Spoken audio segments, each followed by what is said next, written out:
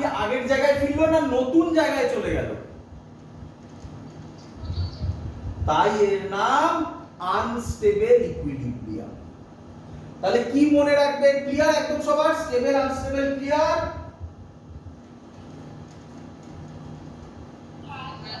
তাহলে কি মনে রাখবে? এইভাবে মনে রাখবে, থিটা 0 আর 180 তে দুটো কেসেই টর্ক 0 হয় এবং থিটা 0 তে সেটা স্টেবল ইকুইলিব্রিয়াম, থিটা 180 তে সেটা আনস্টেবল ইকুইলিব্রিয়াম।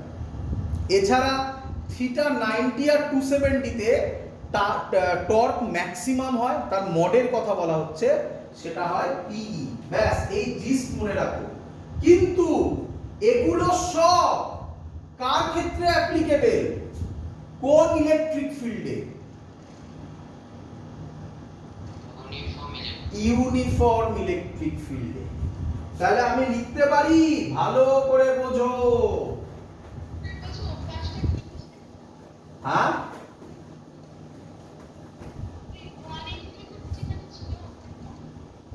মুছে দিয়েছি, ইউটিউব থেকে দেখে নিও, ইউটিউব থেকে দেখে নিও। চলো, যে পয়েন্ট লিখছি সেটা বোঝো। ইন ইউনিফর্ম ইলেকট্রিক ফিল্ড, শর্টে লিখলাম E field, in uniform electric field, আমাকে বলো এফ নেট, নেট ফোর্স সব সময় কি হবে? Zero. F not is equal to zero always. ভালো করে বুঝবে, এখান থেকে কোশ্চেন এসছে।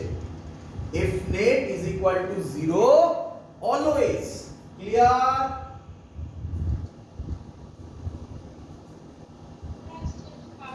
আচ্ছা, বলো টাও কি হবে? মানে টাও মানে টর্ক কি হবে? টর্ক কি হবে?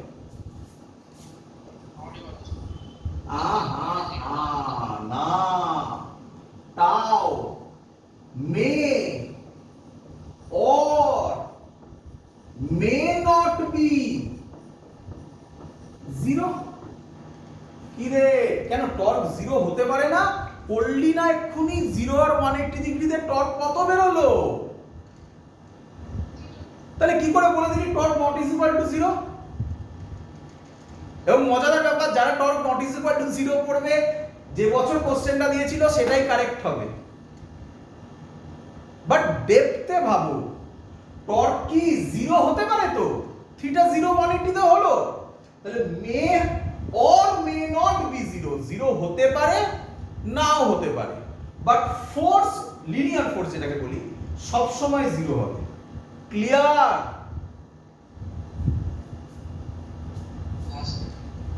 এবার ভালো করে বুঝবে, এবার ভালো করে বুঝবে।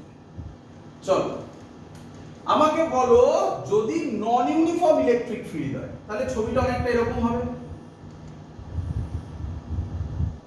তাই তো নাকি? আরো অনেক রকম হতে পারে, আমি একটা এরকম এঁকে দেখালাম।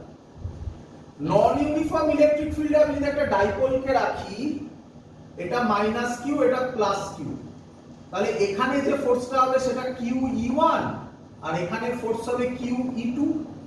ই1 আর ই2 কি সেম হবে নন ইউনিফর্ম হলে? তাহলে নন ইউনিফর্ম হলে নেট ফোর্স কি 0? টর্ক যা পড়েছি তাই হবে, may or may not be 0, তাই তো নাকি?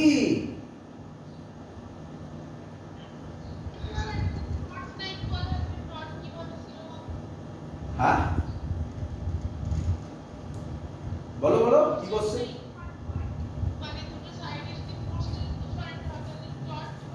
তাহলে টর্ক কিভাবে 0 হবে? টর্ক 0 হবে যখন থিটার ভ্যালু 0 হয়ে যাবে। থিটার ভ্যালু যদি 0 হয়, ফর্মুলা কি ছিল? টর্কের ফর্মুলা ছিল পি ই sin থিটা। তো একবার পি ই1 একবার পি ই2, তাতে আমার ই1 ই2 এর উপর ডিপেন্ড করবে যদি আমার থিটা 0 হয়ে যায় বা 180 হয়ে যায়?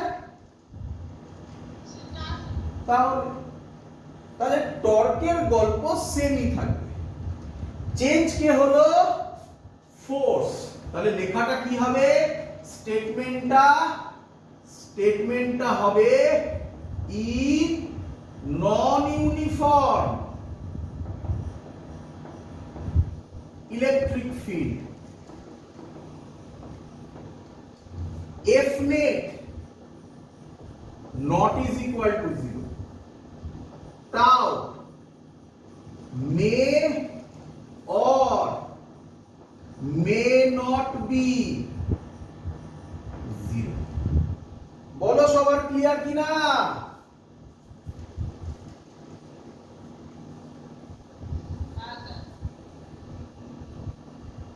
দি কোশ্চেনটা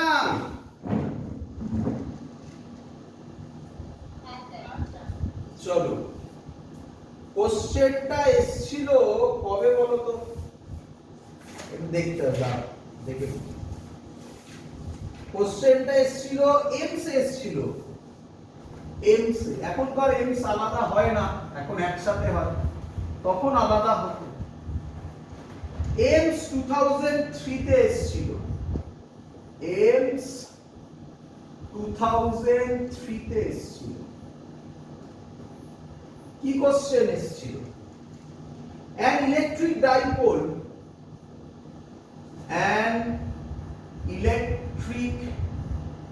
dipole placed in a non-uniform electric field, placed in a non-uniform electric field, আমি শর্টে লিখে দিলাম ই ফিল্ড। হ্যাঁ, first option both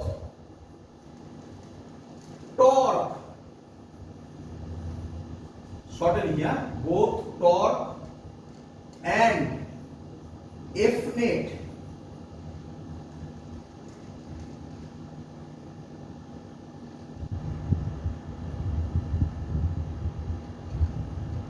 an electric field electric dipole placed in a non-uniform electric field experiences first option both tau and F net, second option F দেওয়া আছে, F net only F but no torque, third option only a torque but no F, last option no F and no torque. কে বলবে কোনটা correct option? চলো চলো চলো,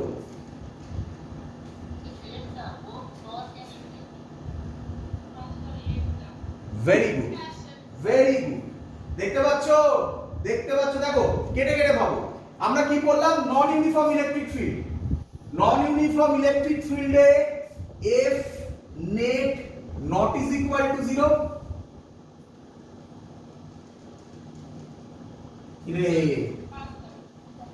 tau may or may not be 0, may or may not be 0। আচ্ছা, তাহলে এরকম হতে পারে ফোর্সও আছে টর্ক নেই, হতে পারে, আছে কোথাও অপশন, কোথাও আছে ফোর্স আছে টর্ক নেই, আছে কোথাও? নো এফ মানেই তো এটা ক্যান্সেল আউট হয়ে গেল, নো এফ মানেই ক্যান্সেল আউট হয়ে গেল। কি রে,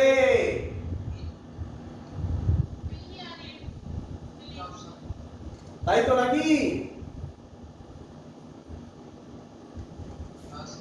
এবার দেখো, আছে only F but no torque, এই কথাটার মানে কি?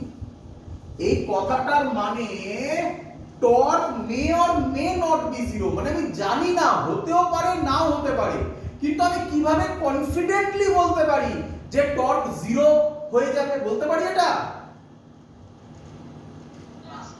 দ্যাটস ওয়াই সেকেন্ড অপশনও হবে না, বোথ টাউ এন্ড এফ, এটাই কারেক্ট অপশন হবে। বুঝতে পেরেছো কিভাবে কোশ্চেন দিয়েছিল?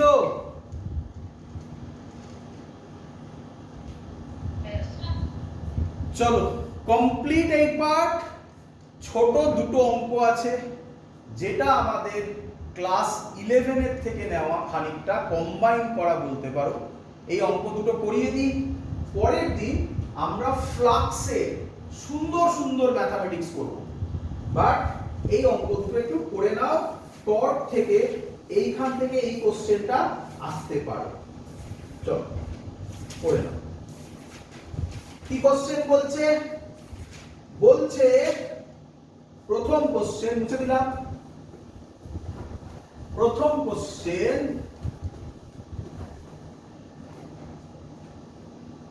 একটা ইলেকট্রিক ফিল্ড দেওয়া আছে এরকম, একটা ডাইপোল দেওয়া আছে মাইনাস কিউ প্লাস কিউ, এর মাস এম, এরও মাস এম, লেন্থ দেওয়া আছে, এটা সেন্টার বলা আছে, লেন্থ দেওয়া আছে এল, এটাও এল, আর বলেছে অ্যাঙ্গেলটা 30 ডিগ্রি। Question clear? কোশ্চেন বলেছে জাস্ট at the moment এটাকে এইভাবে ধরে রাখা আছে, dipole is released, find angular acceleration, শর্টে লিখলাম find angular acceleration of the dipole। চলো বোঝো আগে, এরকম ভাবে ধরে রেখেছি, ছেড়ে দিলে ডাইপোলটা টর্ক এক্সপেরিয়েন্স করবে, একই নয়? টর্ক এক্সপেরিয়েন্স করলে রোটেট হবে, আর রোটেট হলে তোমরা পড়েছো ক্লাস 11 এ ইউনিফর্ম সার্কুলার মোশনেও, মোমেন্ট অফ ইনারশিয়াতেও অ্যাঙ্গুলার অ্যাক্সিলারেশন আসবে, তাই তো? ওটাই বার করতে বলেছে। ক্লিয়ার? তো টর্কের ফর্মুলা, প্রথম ফর্মুলা, এটা আজকে করা বা আগেও অনেকেই জানতে, পি sin থিটা। বলো ক্লিয়ার কিনা?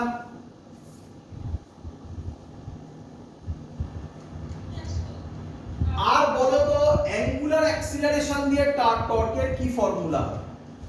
আমরা মনে পড়ে এরকম একটা চার্ট, হ্যাঁ বলো না, হ্যাঁ mr স্কয়ার কি তার মানে?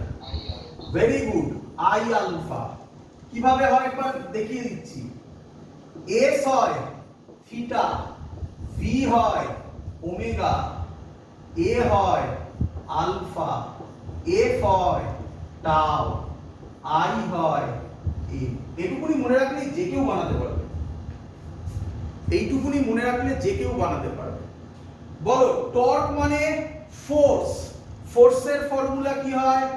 F = ma, F এর জায়গায় টাউ লিখবো, এ মাস কে হয়ে যায় আই, এ কে হয়ে যায় আলফা। দেখো ফর্মুলা চলে এসেছে। ক্লিয়ার?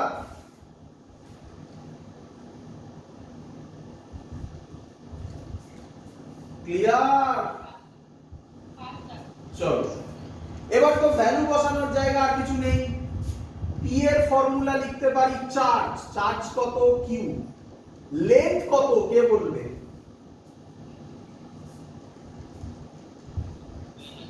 12। সাবধান, এখানে 12 দিয়েছে।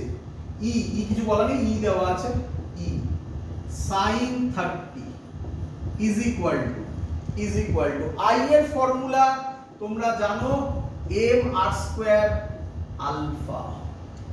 ক্লিয়ার সবার?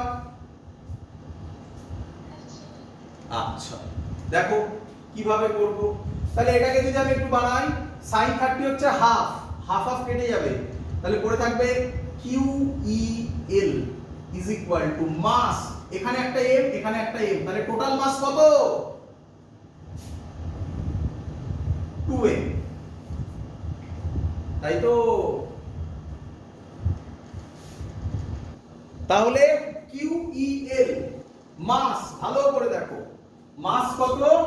এম আছে এম আছে, তাহলে টোটাল কত মাস 2m। আর আরটা কোথা থেকে নেওয়া হয়, Axis of rotation. Axis of rotation কোনটা হবে, মিডল পার্ট। তাহলে লেন্থ কত হবে, l হবে, 2l নয়, এখানে স্টুডেন্টরা ভুল করে। অ্যাক্সিস অফ রোটেশন, এটা যখন রোটেট করবে, এই ধরো আমার ডাইপোলটা, এটা যখন রোটেট করবে অ্যাক্সিস থেকে নেওয়া হবে, তাহলে l ই নেওয়া হবে। তাহলে কত হবে 12l স্কয়ার আলফা। অঙ্ক তো শেষ, ক্লিয়ার সবার? আলফা হবে QEL বাই 2ml স্কয়ার, কাটাকুটি করলে QE বাই 2ml। বোঝা গেছে?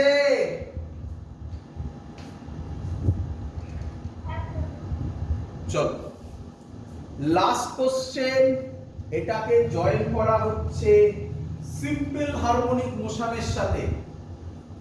কি কোশ্চেন বোঝো? হ্যাঁ বাবা, একটু জোরে কথা বলো, শুনতে পাচ্ছি না। অ্যাক্সিস অফ রোটেশন ভালো করে শুনবে।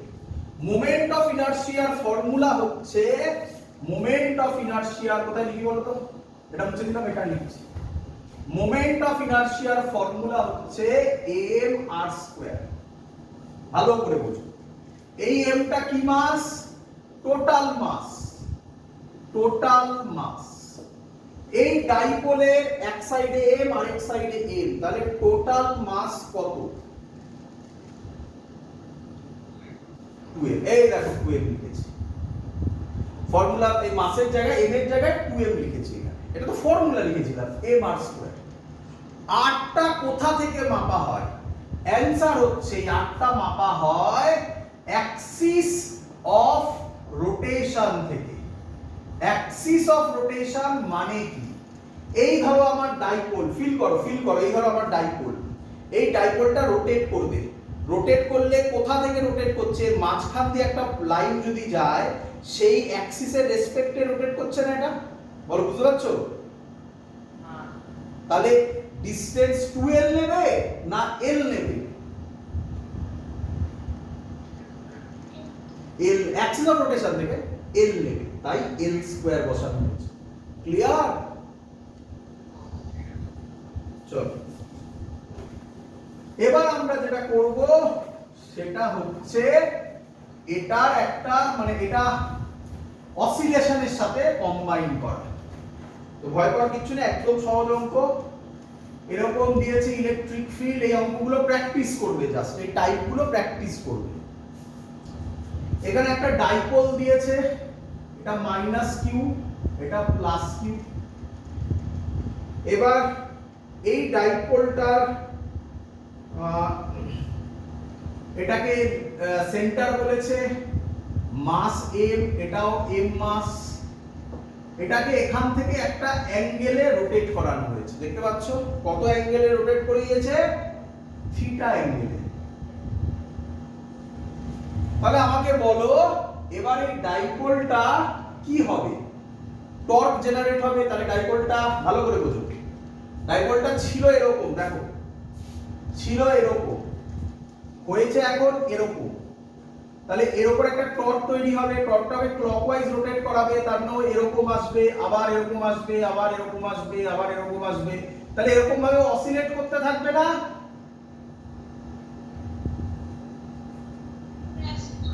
তোমাকে ওই অসিলেশনের টাইম পিরিয়ড বার করতে বলেছে। কোশ্চেনটা লিখছি আমি, বুঝবে আগে কি বলেছে। If we displaced dipole slightly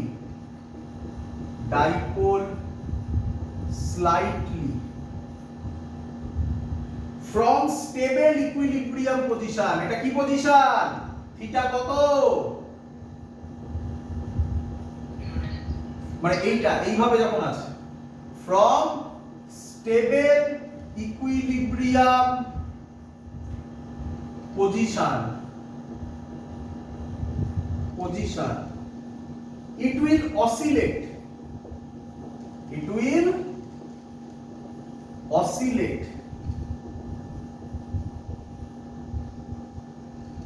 small frequency, with small frequency. Find the time period of oscillation. Find the time period of oscillation. প্রথমে পারবে না, খুব স্বাভাবিক, আমি করে দেওয়ার পর টেকনিকটা বুঝবে, সেইভাবে এগোবে। এরপরে করব অঙ্ক।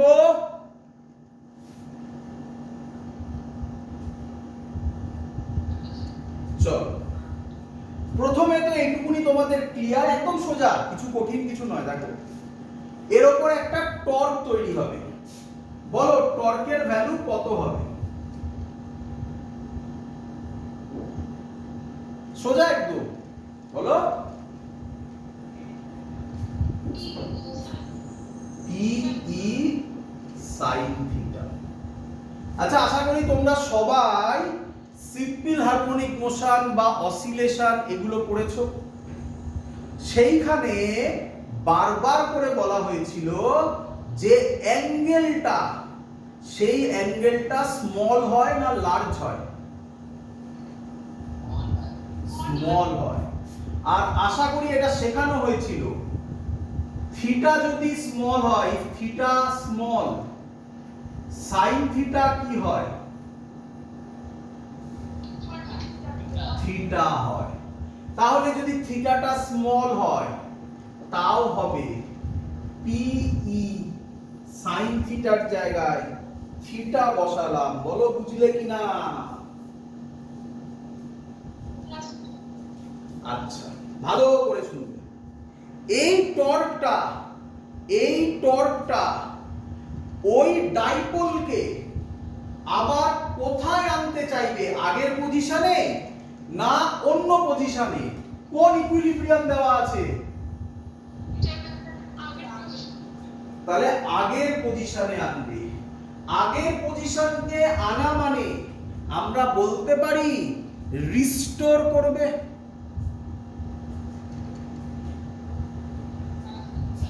রিস্টোর করা মানে কি সাইন দেওয়া হয়? একটা মাইনাস সাইন। মাইনাসের মানে কি? Restoring torque. আর কোনো মানে নেই, মাইনাসটা এরকম জোর করেই আনতে হয়। Restoring torque. ক্লিয়ার? রেস্টোরিং টর্কটা কি? এই যে আগের জায়গায় আনবে, রিস্টোর করবে। বললে এক্ষুনি স্টেবল ইকুইলিব্রিয়াম, তাই রিস্টোর করবে, তাই রেস্টোরিং টর্ক। ক্লিয়ার? চলো, তাও মানে এক্ষুনি করলাম আমরা, I alpha is equal to minus PE theta। এক্ষুনি করলাম I alpha, করলাম এক্ষুনি, তাই তো? আশা করি চারটা সবার মনে আছে। আবার লিখে দিচ্ছি, S হবে থিটা, V হবে ওমেগা, A হবে আলফা। চলো, আচ্ছা, সিম্পল হারমোনিক মোশনে সবার মনে পড়ে আশা করি, অ্যাক্সিলারেশনের ফর্মুলা ছিল মাইনাস ওমেগা স্কয়ার এক্স। মনে পড়ে?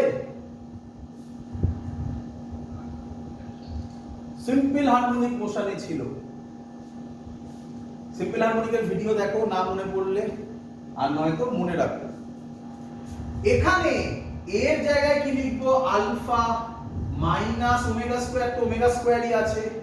এক্স এর জায়গায়, এক্স না করে, এক্স মানে হচ্ছে ডিসপ্লেসমেন্ট, তাহলে এক্স এর জায়গায় কি লিখবো? থিটা। একই নয়? তাহলে কি লিখবো? আই, আলফার জায়গায় ভ্যালু বসাচ্ছি minus omega square theta minus PE theta. Theta theta কাটবে, মাইনাস মাইনাস কাটবে, তাহলে পড়ে থাকলো ওমেগা স্কয়ার কত হবে? PE by I। তাহলে ওমেগা কত হবে? Root over PE by I। এত অবধি ক্লিয়ার? আমরা পড়েছি ওমেগার সাথে টাইম পিরিয়ডের ফর্মুলা 2 পাই বাই t।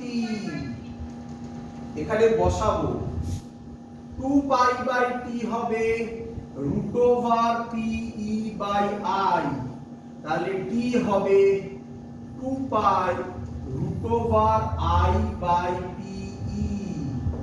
এটা হবে টাইম পিরিয়ডের ফর্মুলা। ক্লিয়ার সবার?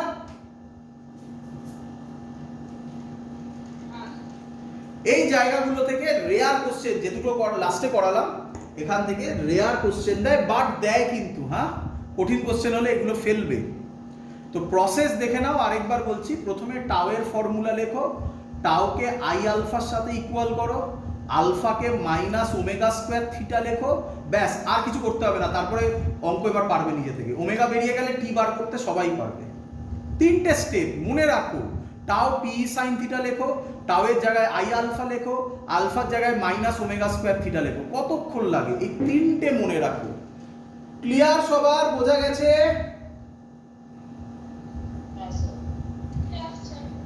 That's all. এত অবধি কমপ্লিট। পরের দিন আমরা শুরু করব গসেস থিওরেম।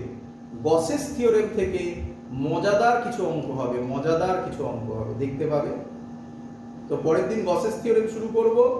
এতক্ষণ যা যা বললাম বাড়িতে সেগুলো প্র্যাকটিস করো লিখে লিখে। ক্লিয়ার? That's all. এত অবধি থাকলো।